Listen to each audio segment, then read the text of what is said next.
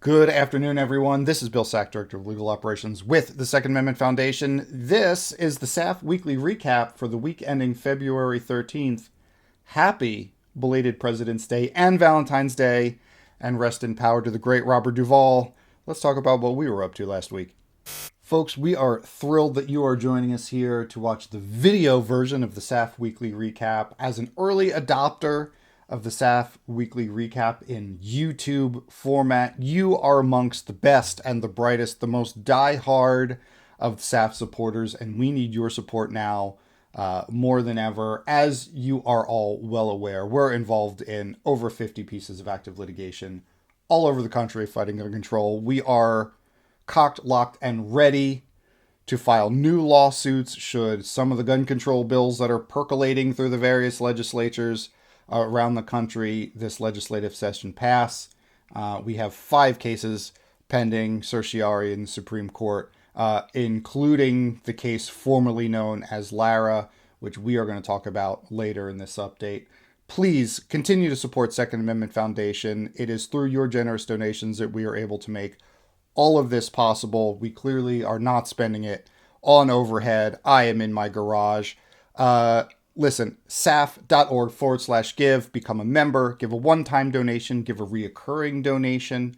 We can accept Bitcoin. We can accept all sorts of different ways that you can slide us a little bit of money to continue fighting the good fight, continue to punch government in the mouth. saf.org/give. Thank you for your support. Folks, as you know, we here at Second Amendment Foundation do 2 things. We litigate, we communicate. We are here to do the important work on behalf of all of our Second Amendment rights and then make sure everybody's informed about what we're doing and why. This week, SAF in the media, our own Costas, the terribly tenacious tweeter Moros, appeared on the Behind Enemy Lines podcast. Regrettably, Costas lives behind enemy lines in the Communist Republic of California, but he appeared on the Behind Enemy Lines podcast this past week with Washington Gun Law's William Kirk, who does a fantastic job on that show and on this podcast. Highly recommend you check out this episode. The link to the full episode is below. Go check out Costas and Mr. Kirk chopping it up. All right, next up, it is monthly sweepstakes time for February. We're halfway through, plenty of time to become part of this sweepstakes. This one is from our fantastic friends at Ranger Point Precision. It is a big package that you stand to win in this sweepstakes, and it all supports us here at Second Amendment Foundation. Here's what this package includes. So most importantly, first and foremost, big thing up front, it's a Taylor Firearms Ridge Runner, which is a breakdown lever action in 4570 Government. It's got a really nice weatherproof matte chrome finish. And of course, because it's from our friends at Ranger Point, you have a bunch of Ranger Point Precision stuff on there. You have a really rad M-Lock handguard on there and a 6-round quiver. What are you going to put in that quiver? You are probably thinking, well, it also comes with 2 boxes of Hornady's Lever Evolution ammo, which is basically fancy modern ammo designed for your lever action rifle like this 4570 from Taylor Firearms. You get Hornady's real fancy polymer tipped pointed pills in the front of these things, so you get a lot more ballistic coefficient, better ballistic coefficient I should say, downrange than your traditional old school flat nose soft tip 4570. Great ammo, will work fantastic in this gun. Whether you're shooting elk or old water heaters, it will do the job. You also get a really rad knife from Reef Knives along with this package, and that comes in an RPP sheath that's also going to be M-Lock compatible, so you can M-Lock that to your gear somewhere, lash it down, make sure you have that knife where you want it, when you want it. And because if you're going out in the woods to shoot stuff, having a pack to put your Skittles in is important. You also get a great 35-liter pack from Eberly Stock. They call it the Little Brother. It's a 35-liter pack. It's kind of the perfect size for a day trip. Looks like it comes in Coyote Tan, which is the correct color. Really rad package. Please check out the full sweepstakes at the link below. Thank you to our friends at Ranger Point Precision for all of your fantastic support of Second Amendment Foundation. And please enter, win, support SAF and the work that we do for all of you guys. Thanks again, RPP. Man, we hear all the time about politicians who hate your rights and my rights, particularly when it comes to our rights under the Second Amendment. But every once in a while, a politician comes out and takes the right stance. And that's exactly what our fantastic Lee Williams wrote about this past week in the Second Amendment Foundation Investigative Journalism Project. That's right, it's the SAF IJP. Which politician was it? Well, it was Florida Attorney General James Uthmeier.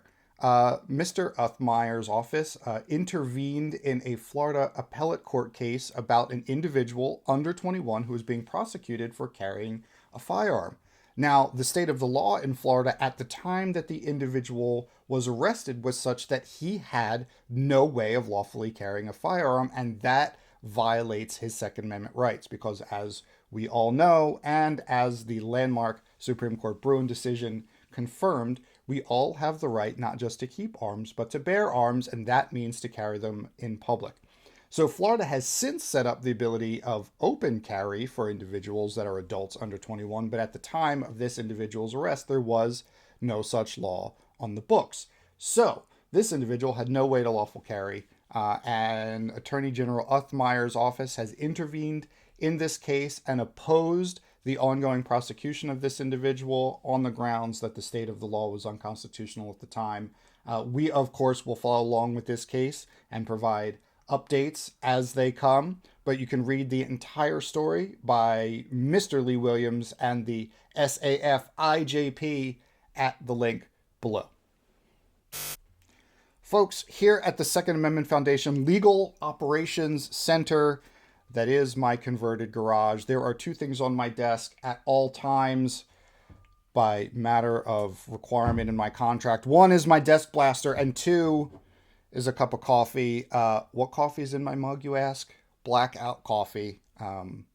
Fantastic coffee, and they were so generous and kind to create our own special proprietary Second Amendment Foundation blend. It is wonderful coffee, and better yet, every bag sold supports our good work here on behalf of all of our rights to keep and bear arms. Support Blackout Coffee Company. Get the Second Amendment Foundation blend in your mug. And as a special offer, your first order, when you get to checkout, you're going to use code SAF, and you're going to get an additional 20% off. So Blackout Coffee Company, link is below. Get you some. Folks, you have made it to the end of the Second Amendment Foundation weekly recap for the week, this past week, February 13th, 2026. As you know, we like to conclude our weekly recap every week with a case highlight. This one's a great one. Lara v. Paris, now known as Paris v. Second Amendment Foundation. This is one of our 5 cases currently pending certiorari before the Supreme Court. This is a young adult carry case arising out of the great Commonwealth of Pennsylvania, where yours truly currently resides. Really at the core of this case is the question, are adults under 21 part of the people as contemplated by the Second Amendment? We sure think that they are. We believe that the weight of the plain text of the constitutional amendment itself, as well as the history and tradition, and frankly, common sense, says that at the very least, all lawful adults are members of the people who are covered and have the full panoply of rights protected by the Second Amendment. We are hoping that the Supreme Court steps up and takes this case, as well as a few other young adult cases that are pending before it this term. Every Monday, or in this case, Tuesday, because President's Day was yesterday, at 9:30 in the morning, new orders come out from the Supreme Court where we might find out any week whether this case was granted or denied certiorari. Follow along with us at all of our social medias. We are Second Amendment Foundation on Instagram, Facebook. We are on the Twitter as 2AFDN. Follow us everywhere to get your updates, including here on the YouTubes. Thank you again for following us on the SAF Weekly Recap for this past week, February 13th, 2026. I'm Bill Sack, Director of Legal Operations with Second Amendment Foundation. Have a great week, everybody.